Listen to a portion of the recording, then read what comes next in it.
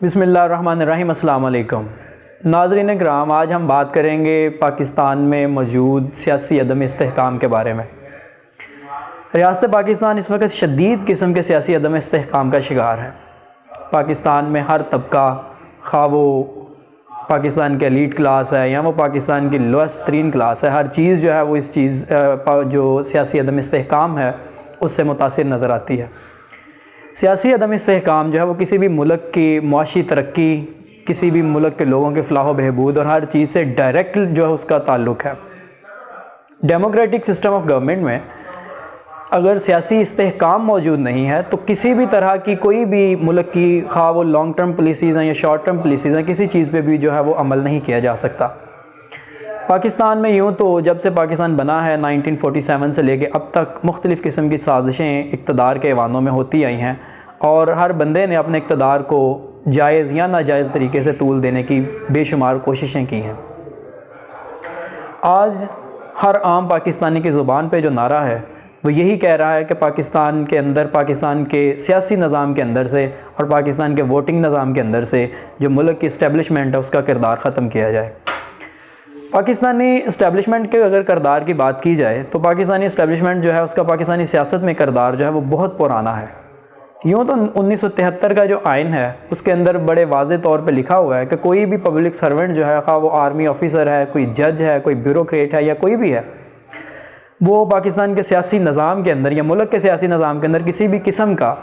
जो है वो दखल अंदाज़ी नहीं कर सकता, अटेंशली या इन अटेंशली।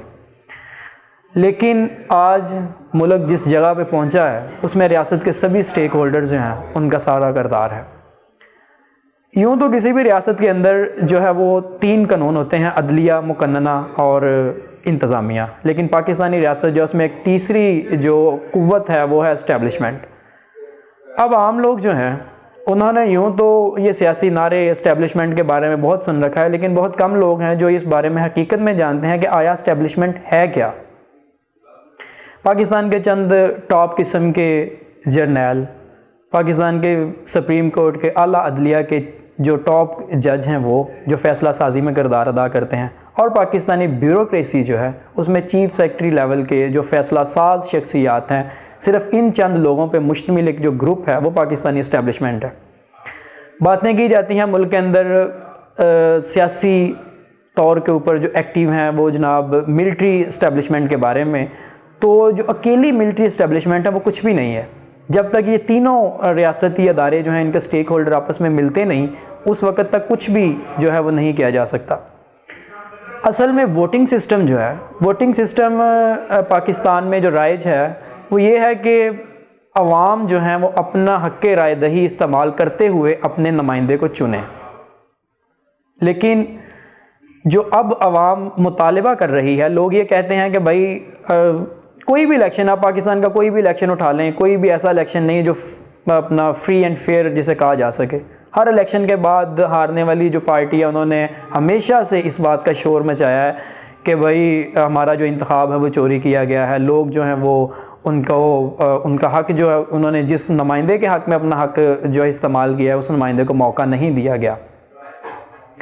अब बेसिकली यहाँ पे एक और भी बहुत बड़ी प्रॉब्लम है कि जो डेमोक्रेसी है या जिसे हम जमहूरियत कहते हैं, जमहूरियत के लिए एजुकेशन जो है, जो तालीम है वो शर्त है। यूँ समझिए जैसे जमहूरियत एक गाड़ी है और एजुकेशन उसके पहिए हैं। जब तक उस गाड़ी को पहिए नहीं होंगे वो चल तो नहीं सकती। बेशक ऊपर से कोई लैंड क्रूज़र, पराडो, कोई भी पुरतय्युश किस्म की गाड़ी है, वो देखने में तो बहुत ही कमाल लगेगी, लेकिन जब तक उसके पहिए नहीं वो चलने के काबिल नहीं है। सो डेमोक्रेसी के ऊपर हमारा जो सिस्टम है वो बेशक जितना मर्ज़ी जदीद तरीन और जो मर्ज़ी वोटिंग इस्लाहात जो मर्ज़ी ले आएँ, वो उतनी देर तक चल नहीं सकता जितनी देर तक एजुकेशन नहीं होगी। और 47 से लेके आज तक हमारी हुकूमतें जो हैं उन्होंने सिर्फ 2% और इससे भी कम हमारी जो है वो एजुकेशन को दिया है। मुल्क में जो लिटरेसी रेट है, मरदमशुमारी में जो लिटरेसी रेट जिसे कहा जाता है वो है जनाब कि जो पाकिस्तानी शहरी अपना नाम जो है वो लिख सकता है उसे पढ़ा लिखा यहाँ पे तस्वुर किया जाता है, और वो फिर भी 50% से नीचे है। और बाज़ इज़ला तो ऐसे हैं जहाँ पे तो इस चीज़ का आप तस्वर भी नहीं कर सकते कोई बंदा अपना नाम ही लिखना जानता हो।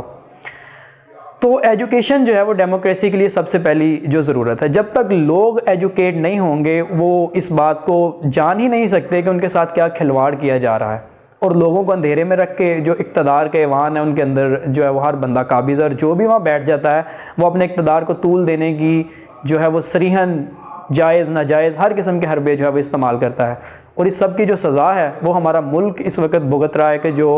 पस्तियों की गहराइयों के अंदर गिरता जा रहा है। हमारा मुल्क तरक्की पजीर ममालिक की लिस्ट से निकल कर इस वक्त जो है वो बैकवर्ड थर्ड वर्ल्ड कंट्रीज़ के अंदर जो है वो जा रहा है। मुल्क में आपका कोई भी जो है वो फील्ड, कोई भी शोबा उठा के देख लें, हर शोबे के अंदर आपको करप्शन, बदनवानी और जो रिश्वत सानी, ये सब चीज़ें आपको जो है वो अकरबा परवी, ये सब कुछ जो है वो देखने को मिलेगा। बात की जाए अगर मुल्क के अंदर मौजूद जो इस वक्त सूरत हाल है, जो सियासी अदम इस्तेहकाम है उसकी, तो इस वक्त हर बंदा जो है उसकी ज़ुबान पे एक ही नारा है, वो ये है कि मतलब एक बहुत बड़े तबके की ज़ुबान पे ये नारा है कि सियासी अदम इस्तेहकाम जो है इसकी ज़िम्मेदार पाकिस्तानी इस्टेब्लिशमेंट है। गो कि पाकिस्तानी पॉलिटिकल पार्टीज़ जो हैं वो भी इस चीज़ के अंदर पूरी जो है वो अपना उनका भी किरदार है कि वो भी इस चीज़ की ज़िम्मेदार हैं कि उन्होंने इस्टेब्लिशमेंट को अपने मफाद के लिए इस्तेमाल किया और फिर वो ख़ुद इस्टेब्लिशमेंट के मफाद के लिए इस्तेमाल हुए। डेमोक्रेसी की जैसे मैंने पहले बताया एक चीज़ जो शर्त है वो है एजुकेशन। जब तक एजुकेशन नहीं उस वक्त तक डेमोक्रेसी जो है वो हमारा यहाँ पे कुछ भी नहीं। इकबाल ने कहा था कि जमहूरियत जो है वो ऐसा तर्ज़ हुकूमत है, तर्ज़ हुक्मरानी के जिसमें बंदों को गिना तो करते हैं पर तोला नहीं करते। एक जो मैं आपको एक मिसाल देता हूँ कि एक शख्स है जो पढ़ा लिखा वेल एजुकेटेड PhD लेवल की उसके पास डिग्री है, वो मुल्की हालात और जो बैनुल अक़वामी हालात हैं उनसे अच्छी तरह से वो वाक़फ़ियत रखता है, जानता है उन्हें मुल्क में क्या हो रहा है, लॉन्ग टर्म पॉलिसीज़ के बारे में जानता है, शॉर्ट टर्म पॉलिसीज़ क्या हैं, मुल्क के अंदर जो आज काम हो रहा है इसके कल को क्या इफ़ेक्ट होंगे, आज जो गवर्नमेंट आ रही है ये कल को क्या यहाँ पे जो है वो अपनी फसल छोड़ के जाएगी, या और जो इंटरनेशनल लेवल पे जो काम हो रहे हैं हमारा मुल्क उस सफ़ में किस जगह पे खड़ा है। और एक बंदा है जो भट्ठे पे ईंटें डालने का काम करता है, जो अपनी जो वो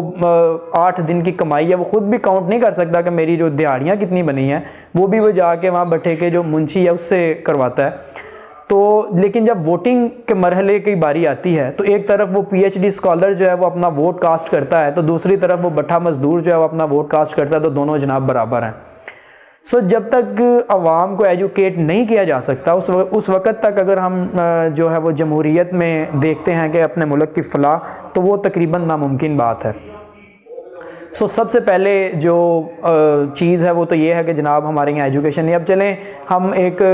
सिस्टम के अंदर चल रहे हैं, हमारी गाड़ी ऊपर से तो बड़ी खूबसूरत, हम जितना मर्ज़ी उसे कर लें। सबसे पहली जो बात है वो है आवाम को एजुकेट करना, लोगों को अपने हकूक़ जो हैं कम अज़ कम उनका शऊर होना चाहिए कि जो एज़ ए अवाम, पाकिस्तान के अवाम होने के नाते, रियासत की अवाम होने के नाते जो रियासत पे हमारे हकूक़ हैं वो, क्योंकि रियासत तो अपने हकूक़ हर शहरी से वसूल कर रही है, हम टैक्स पे कर रहे हैं, अगर हम कानून तोड़ते हैं तो हमें उसके लिए सज़ाएँ दी जाती हैं, अगर हम कोई भी गैर अखलाकी कुछ भी काम करते हैं तो रियासत का तो पूरा मेकनिज़म मौजूद है, रियासत अपने मेकनिज़म में यूज़ करती है। लेकिन जब ये काम शहरी की बारी आती है, वो थाने में जाता है तो उसे वहाँ पे जनाब घंटों के तारों में जो है वो बिठा देते हैं। अगर कोई मज़दूर बंदा अपनी जो है वो बीवी की लेबर के लिए जाता है तो वो बेचारा रश्कों के अंदर और हस्पताल की जो राहदारियाँ उनके अंदर उनकी जो है वो मरीज़ जो हैं वो पड़े हुए हैं। तो रियासत जो है वो क्या किरदार अदा कर रही है लोगों के लिए। आज हर जगह पे जो है वो नारा लगाया जाता है कि रियासत जो है वो किसी भी जगह पे अपना डाउन नहीं होगी, रियासत जो है वो किसी भी चीज़ को लोगों को हाथ में नहीं लेने देगी, किसी भी कानून को।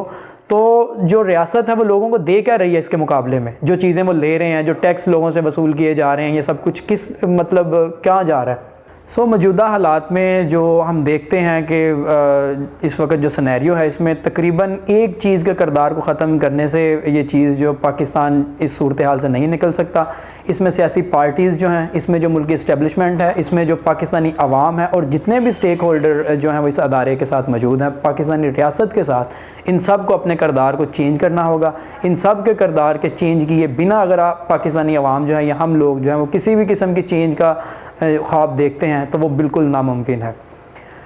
इसके साथ ही मुझे इजाज़त दीजिए, इंशाअल्लाह ताला फिर मुलाकात होगी। अल्लाह हाफ़िज़।